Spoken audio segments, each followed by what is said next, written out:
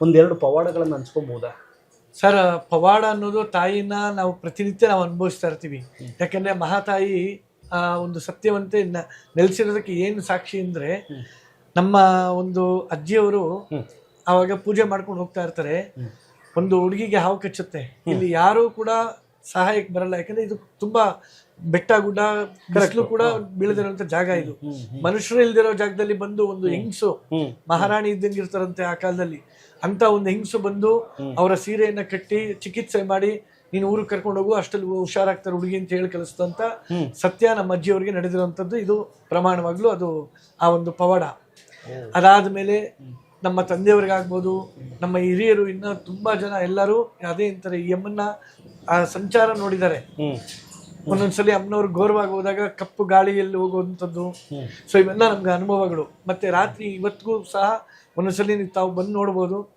ಅಮ್ಮ ಏನಾದ್ರು ಶಾಂತವಾಗಿ ಬಂದ್ರೆ ತಂಗಾಳಿ ಬರುತ್ತೆ, ಇಲ್ಲ ಅಂದ್ರೆ ಬಿರುಗಾಳಿ ಬಂದಂಗೆ ಒಳ್ಳೆ ಇಲ್ಲೇ. ಹೌದು, ಖಂಡಿತ ನಾವೆಲ್ಲ ಅದು ಅನುಭವ ಮಾಡಿದೀವಿ. ನಾವು ಒಂದೊಂದ್ಸಲಿ 11-12 ಗಂಟೆಗೆ ಅಮಾವಾಸ್ಯೆಗೆ ಬಾಗ್ಲಾಕ್ದಾಗ ಅಮ್ಮ ಸಂಚಾರ ಹೋಗ್ತಾರೆ. ಹೋದಾಗ ಹೋಗಿ ಬಂದ ಮೇಲೆ ಆ ಒಂದು ಅನುಭವಗಳು ನಮ್ಗೆ ಬಹಳ ಆಗಿದೆ. ಮತ್ತೆ ಈ ಪವಾಡಗಳು ನಾವು ನಮ್ಮಿಂದ ಕೇಳಬಾರ್ದು, ನೀವು ಭಕ್ತರಿಂದ ಕೇಳ್ಬೇಕು. ಯಾಕಂದ್ರೆ ನಾವು ನಮ್ಮ ಹೊಟ್ಟೆಪಾಡಿಗೆ ಹೇಳ್ಕೋಬಹುದು ಅಥವಾ ನಾವು ಜನಗಳಿಗೆ ಮೆಚ್ಚೋಕ್ ಕೇಳ್ಬೋದು. ಆದ್ರೆ ಭಕ್ತರಿಗೆ ಅನುಭವ ಆಗಿರೋದನ್ನ ನೀವು ಕೇಳಿದಾಗ ತಾಯಿ ಪವಾಡಗಳು, ತಾಯಿ ಶಕ್ತಿ ನಿಮ್ಗೆ ಅನುಭವ ಆಗುತ್ತೆ. ಯಾಕಂದ್ರೆ ಇವಾಗ ನಾವು ಮನೆಯನ್ನ ಕೊಟ್ಟು ದೇವಸ್ಥಾನವನ್ನು ಅಭಿವೃದ್ಧಿ ಮಾಡಿ ಇಷ್ಟೆಲ್ಲ ಶ್ರಮ ಪಡ್ತೀವಿ ಅಂದ್ರೆ ನಿಜವಾಗ್ಲೂ ನಮಗೆ ತಾಯಿ ಒಂದು ಮಾರ್ಗದರ್ಶನ ಕೊಟ್ಟಿರ್ತದೆ. ನಂಜಮ್ಮ ಅವ್ರಿಗೆ ಹೆಂಗೆ ಮಾರ್ಗದರ್ಶನ ಕೊಡ್ತೋ ಅದೇ ರೀತಿ ನಿಮಗೂ ಪರವಾಗಿಲ್ಲಪ್ಪ, ನಾನು ದೇವ್ರ ತಾಯಿಗೆ ಒಂದು ಗುಡಿ ಕಟ್ಟಬೇಕು ಅನ್ನೋದು ಪ್ರಶ್ನೆಗೋಸ್ಕರ ಕೇಳಿದೆ.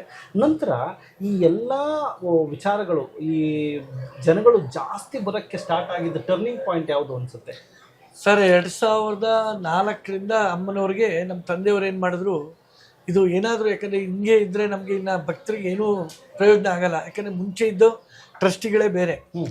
ಇದಕ್ಕೆ 2 ಟ್ರಸ್ಟ್ ಇದೆ. ಸೊ ಮುಂಚೆ ಇದ್ದವರು ನಮ್ಮ ಹರಿಕೋಡೆ ಅವರು, ಈ ಒಂದು ಸಾಳಿ ಜನಾಂಗದವರು, ಅವರ ಒಂದು ಟ್ರಸ್ಟ್ನಲ್ಲಿ ಇದು ಒಡೆತನದಲ್ಲಿ ನಡೀತಾ ಇತ್ತು.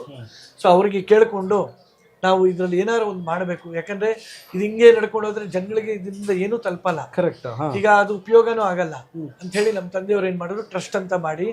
ಸೊ ಅಲ್ಲಿಂದ 2004ರಿಂದ ನಾವು ಪ್ರತಿನಿತ್ಯ ಅನ್ನದಾನ ಮಾಡೋದಾಗ್ಲಿ, ಮತ್ತೆ ಪ್ರತಿ ಅಮಾವಾಸ್ಯೆ ಹುಣ್ಣಿಮೆಗೆ ಹೋಮಗಳು ಮಾಡಿಸೋದು, ಸತ್ಯನಾರಾಯಣ ಸ್ವಾಮಿ ಪೂಜೆ ಮಾಡೋದು, ಮತ್ತೆ ನೀವು ಹೇಳ್ದಂಗೆ ಏನು ಒಂದು ಆ ಒಂದು ಪ್ರಾಕಾರೋತ್ಸವಗಳು, ಮತ್ತೆ ನಮ್ಮ ಪ್ರೊಸೆಷನ್ಗಳು, ಅಮ್ಮನವ್ರ ಪಲ್ಲಕ್ಕಿ ಉತ್ಸವಗಳು, ಇವೆಲ್ಲ ಮಾಡ್ಕೊಂಡು ಹೋದಾಗ ಜನಗಳಿಗೆ ಅದು ಪ್ರಚಾರ ಆಯ್ತು.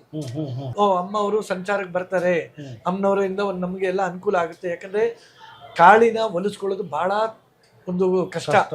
ಯಾಕಂದ್ರೆ ನೀವು ನೋಡ್ಬೋದು, ಹಿರಿಯರು ಅಂದ್ರೆ ನಮ್ಮ ಪೂರ್ವಜರು ಕಾಳಿನ ಪೂಜೆ ಮಾಡಿ ಹೊಲಿಸ್ಕೊಂಡವರು.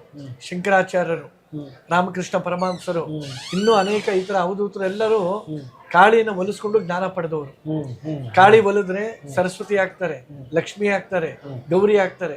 ಸೊ ಹಾಗಾಗಿ ನವಗ್ರಹಗಳಿಗೆ ಆ ಅಮ್ಮ ಅಧಿಪತಿ. ಹಾಗಾಗಿ ನಮಗೆ ನವಗ್ರಹಗಳ ದೋಷ ಇದ್ರೆ ಪರಿಹಾರ ಆಗುತ್ತೆ ಕಾಳಿವನ್ನ ಹೊಲಿಸ್ಕೊಂಡ್ರೆ. ಹಾಗಾಗಿ ಇವಾಗ್ಲೂ ಕೂಡ ದುರ್ಗಾ ಪೂಜೆ ಮಾಡೋದ್ರಿಂದ ನಮ್ಗೆ ಯಾವುದೇ ಒಂದು ಕಂಟಕಗಳಿದ್ರೆ ನಿವಾರಣೆ ಆಗುತ್ತೆ ಅಂತಾರೆ. ದುರ್ಗಾ ಸಪ್ತಶತಿ ಓದಿ ಅಂತಾರೆ. ಇವೆಲ್ಲ ಯಾಕೆ ಅಂದ್ರೆ ದುರ್ಗಾ ಅಂದ್ರೆ ಕಾಳಿಯಮ್ಮ.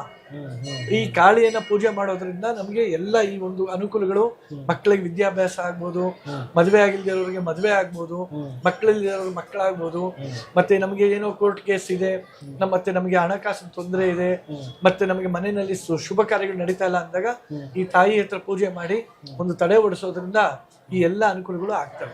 ನಮ್ಮ ವಿಜಯವಾಹಿನಿ ನ್ಯೂಸ್ ಚಾನೆಲ್ನಲ್ಲಿ ಪ್ರಮೋಷನ್, ಜಾಹೀರಾತು, ಅಡ್ವರ್ಟೈಸ್ಮೆಂಟ್ ನೀಡಲು ಸಂಪರ್ಕಿಸಿ 9535808456.